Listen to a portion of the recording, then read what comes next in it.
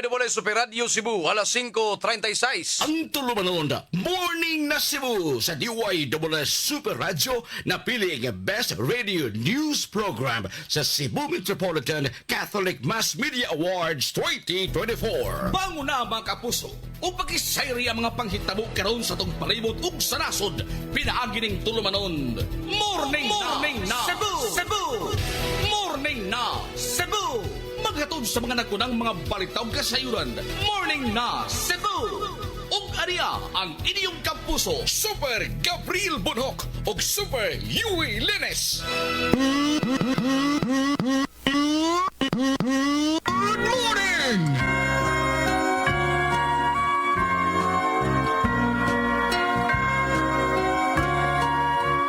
Sa ulugan ang matag tuig nga tanan, anaw igahin ka natong tinhining kalibutan, manag-awit ta ug magsayaw sa tumang kasaya, iwak nita ang kabubuton nga nangaguba. Super Yui Lenes sa DYWS Super Radio. Gabriel Bunhok sa Super Radio. Morning na Cebu!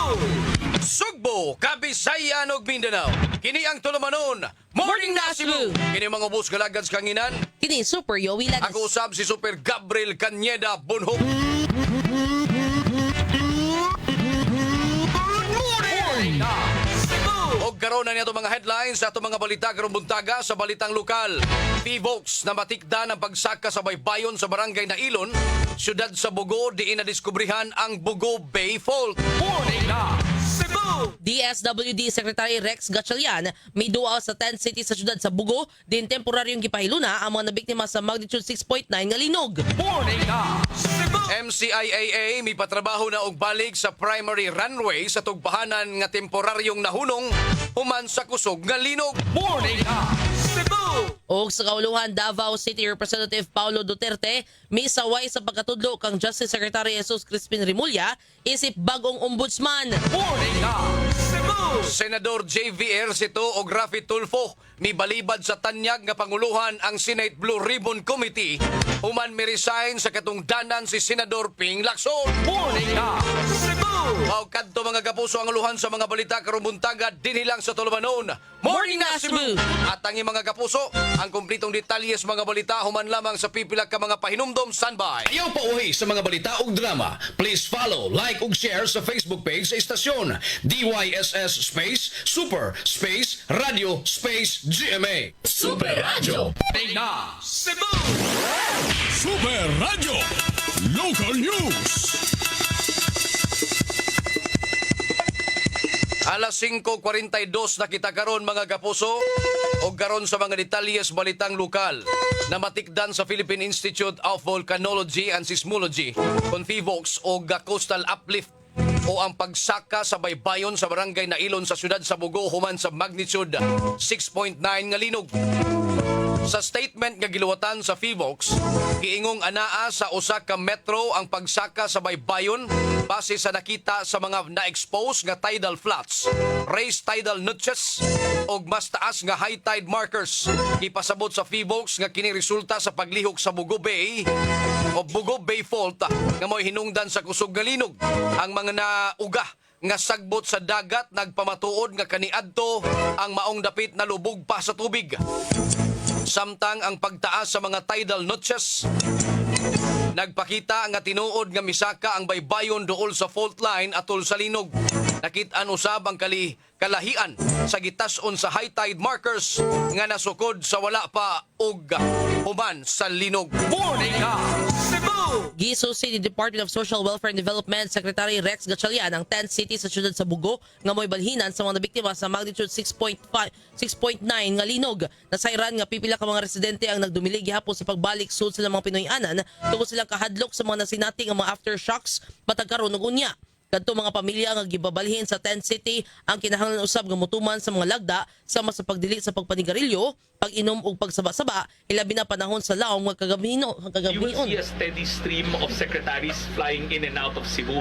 Kasi ang utos ng ating Pangulo, hindi namin kayo bibitawan, hindi namin kayo iiwanan hanggang sa makatayo ulit ang mga Cebuano.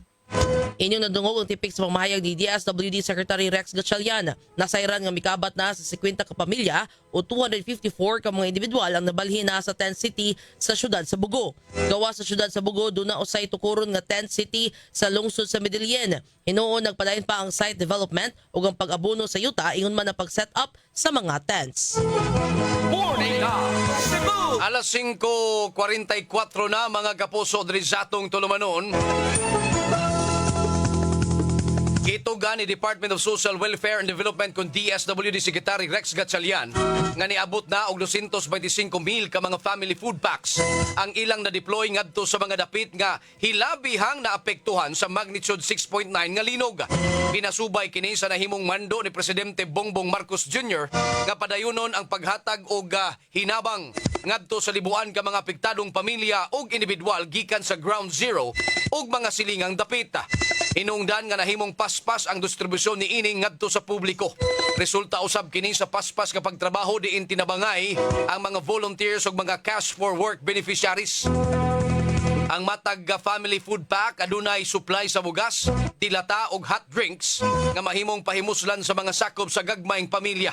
Kitata usab niya nga diretso na ang pagabod-abod ngadto sa mga labing nanginahanglang sugbuanon ning panahon sa krisis. Gawas sa response and recovery, isiguro usab sa DSWD nga maapod sa labing apektado ang emergency cash assistance iproseso na sa ahensya. Ang sabi ng Pangulo, as long as they need it. Pero alam rin natin na hindi lahat ng bagay na kailangan ng isang pamilya ay nahahanap sa food boxes na to. That means we'll also discuss emergency cash transfers already, financial assistance. Inyong nadungog ang tipik sa pamahayag ni DSWD Secretary Rex Gatchalian. Morning na Cebu. Gitrabaho na pagbalik sugod yato Oktubre 4 ang primary runway sa Mactan Cebu International Airport. Human temporaryong gihunong ang pag-repair niini human sa 6.9 magnitude nga linog niadto sa September 30 sa gabi. Kinumduman nga ang primary runway kasamtangang gipaubos sa rehabilitasyon. Matod ni Attorney Glenn Napoli, ang Assistant General Manager sa MCIAA, kay lahang kining gibuhat aron nga kung adunay mga kakulian sa mga usa ka runway, magamit raw sa mga usa ka runway labi na nga nagpadayon pa ang mga aftershocks. Nibutyag usab si Napoli nga atol sa ilang gipahigayon ng mga inspections, was nila nakita mga pagpangliki sa mga runway. Tungod sa linog, nahunong ang operasyon sa mga tugpahanan sulod sa 2 ka oras. Samtang ato silang pag-inspeksyon, ilang nasuta nga dunay mga minor damages sa Terminal 1 ug 2 apan naayo na usab kini sa pagkakaron. Samtang adunay usa ka 63 anyos nga pasahero ang nakasinati og pagpatakit sa pulso apan natagan na dayon og medical assistance. Ingon man, usa ka 16 anyos nga pasahero ang nagpanic attack apan wa na kini nagpatambal og dipirma og waiver. Ang 2 ka mga pasahero nakasakay ra usab sa ilang mga flights. Morning na Cebu. Alas 5:47 na mga kapuso. Nauyunan sa mga opisyal sa aminang bahin sa Sugbo o kapitolyo nga abot sa 38 million pesos ang ihatag sa provincial government ngadto sa 12 ka mga LGUs nga napektuhan sa magnitude 6.9 nga linog. Sa maong kantidad madawat sa Bugo City ang 5 million pesos, samtang tagga 3 milyones usab ang madawat sa 11 ka mga LGUs nga nakaangkon og kadaot tungod sa linog. Gamiton ang maong kantidad sa nagpadayon nga relief o recovery operations aron matabangan ang 195,000 ka mga apektadong pamilya o kapin sa 377,000 ka mga individual. Usa kini sa mga nahimong hisgutanan sa usa ka closed door meeting sa Bugo City pinanguluhan ni Gobernador Pamela Bericuatro, DSWD Secretary Rex Gatchalian, mga mayor sa norte o ubang mga local officials. Matod pa ni Bericuatro nga padayon ang pagpakigalayon nila sa DSWD aron masiguro nga muhaom ang mga gipanghimo nga tabang tali sa nasudnon og lokal nga kagamanan. Ang recovery o rehabilitation program nga pagahimuon panguluhan sa Task Force Combate Cebu. Samtang gipasalamatan ni Bugo City Mayor Mayel Martinez ang kapitolyo o manadawat ang donasyon alang sa relief operation sa ilang dapit. Matod sa post ni Martinez sa social media nga diretso na sa barangay ang mga hinabang og irepak kini aron maapod-apod sa tanan. Morning na Cebu. Alas 5:48 na mga kapuso. Super Radio Report. Maguwang ipawanag kinumo sa manghud patay dito sa Talisay. Super Guam Logronyo pasok. Wa na kamata kiniga magguwang nga humog-human na igo sa 1, 2, 3, 4, 5 kombinasyon. Sa yaga manghod ato na sila pag-enkwentro mga alas 3 sa 40 kagahapon sa hapon. Kiniga mga insidente na itabunay sa may sitio Alegre, Barangay Bulacau, Dakbayan sa Talisay. Diretso na sa pagkatulog kiniga 42 anyos nga magguwang way trabaho nga nagpuyo sa digutag lugar. Ang suspect ang yang 37 anyos nga mangod kinsa nadakpan usab sa kapulisan sa investigasyon sa Talisay Police Station. Gihubog kini nga maog magguwag nabot sila nga panimalay, nagdaan ni siya og tubo buot niya patyo ang inahan ang taning bunalan apan ang mangod mo ini intervene inungdan gihamagan ni gipawanan og daghang mga kumo tumongyod siyang ulo ingon man siya hang agtang human ini ang maguwang natikangkang og nidiretso kini katog ngadto na sa lantay apan ang inahan ini natinga na lang kagahapon sa hapon kay pipila ka oras wa na man maglangas ang iyang anak no tuwa na siya og natug ni og tarong na hinanok apan sila ga paghikap wa na ni pulso apan ang maong maguwang gideklarar sa mga doktor ga patay hinungdan nga napusasan kini ga maong ka manghod kini si Guama Logroño sa GMA DWI Super Radio dapat to Super Radio.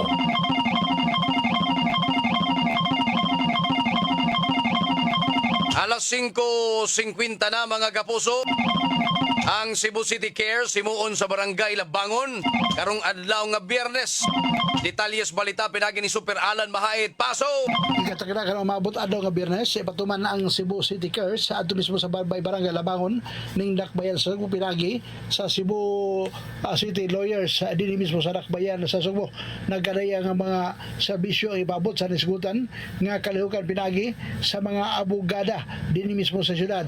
Ano na ito pinaganagunang nga mga serbisyo sa mismo sa mga notaryo, sa mga dokumento ug uban pa nga mga kalihukan may kalabigitan sa mga legal services nga hatag gikan mismo sa legal department pinagiusab sa nisgutan nga grupo ingon man ang IBP ang gabuhatan usab sa city registrar ang moabag usab kalabigitan ni labi na sa natad sa pag-usab sa ilang mga pangalan sa mga arong kung asayop ka mga pangalan pinagi sa mga affidavit o pag kinahanglanon nini nga matabangan ang naisgutan nga mamulupyo dinhi sa Dakbayan sa Sugbo nga makorhian ang ilang mga pangalan pinagi sa City Registrar's Office ang naisgutan nga grupo sa City Young Lawyers kung lidi lang lidi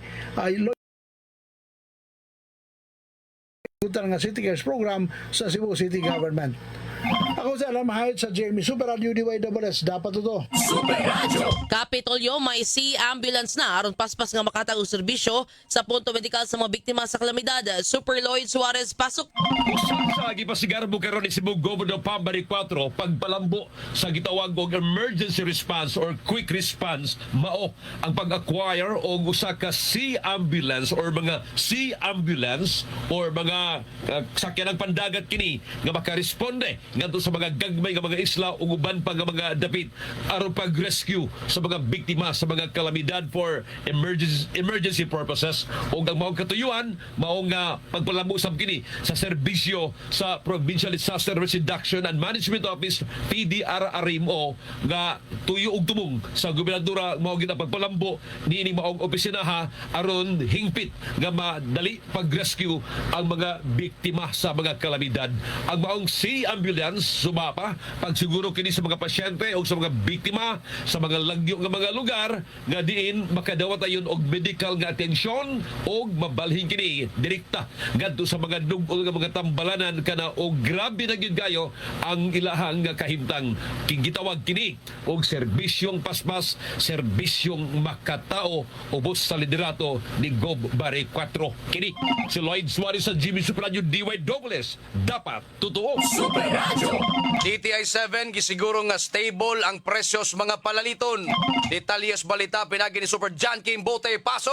Siguro sa Department of Trade and Industry Cebu kung DTI Cebu nga stable ang presyo o gaduni igong supply ang mga nag-unang palaliton human sa pagtayog sa 6.9 magnitude nga linog ni adtong miaging semana. Matud pa sa DTI Cebu nga human sa ilahang monitoring sa mga markets o grocery, ilahang nakita nga wala rin paglihok sa mga presyo sa mga produkto. Ni sunod rapor retailers sa adjusted retail price.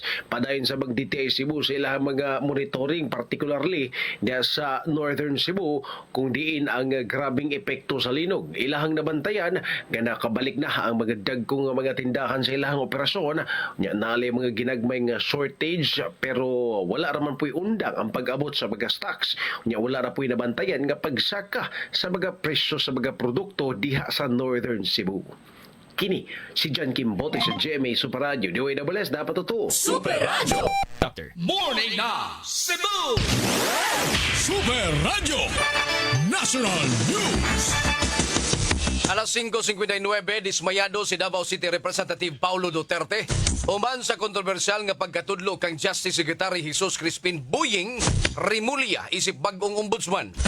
Sa usa ka pamahayag, suma pa ni Duterte nga gikinahanglan sa administrasyon ang tabang aron matabunan ang tanang problema nga giatubang karon sa nasod. Kinibisan pa og moresulta kini sa pagbasto sa konstitusyon. Ang ombudsman usa ka independent constitutional office nga dunay katungdanan sa paghimo og investigasyon ug pagpasaka og kaso batok sa mga opisyal sa gobyerno nga nalambigit sa korupsyon. Tungod niini, adunay pipila ka mga grupo ang nipadayag og kabalaka sa posibleng conflict of interest sa pagkatudlo kang Rimulya kinsa kanhi sakop sa gabinete sa presidente. Kini hilabi na nga ang posisyon kinahanglan nga gawas nun sa impluwensya sa gobyerno. Si Rimulya maoy muhulip kang Samuel Martires.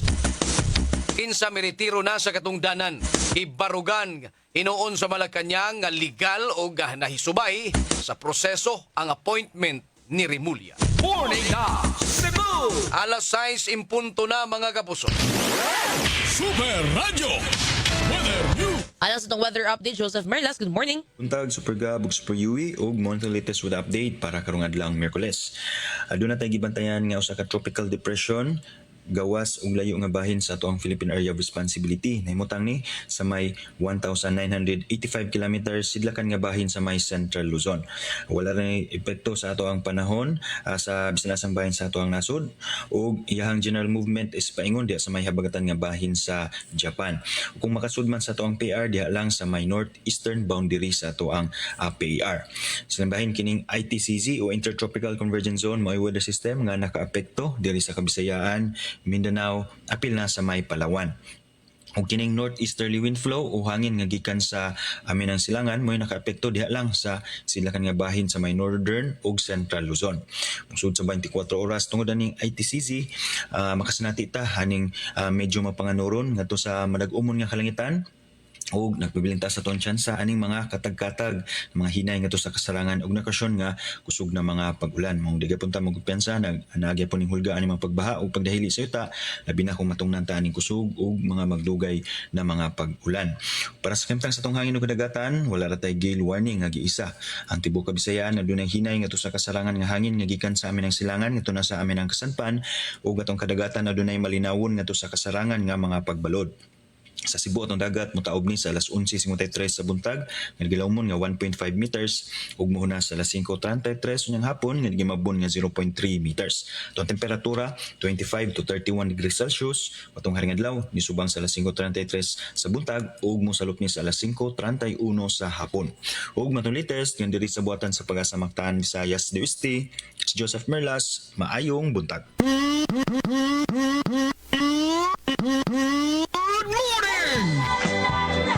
Salamat, Joseph Mirlas, gikan sa Pag-asa Mactan, mao say nagtapos sa tulumanon. Morning na Cebu! Shout out din ako Super Yui, si Sir Michael Sigi Canada, diya sa USA mga kapuso, silas Nilda Rizarde Buboy Sotero, og si Mario Leonor Cabigas, diya sa Carcar City.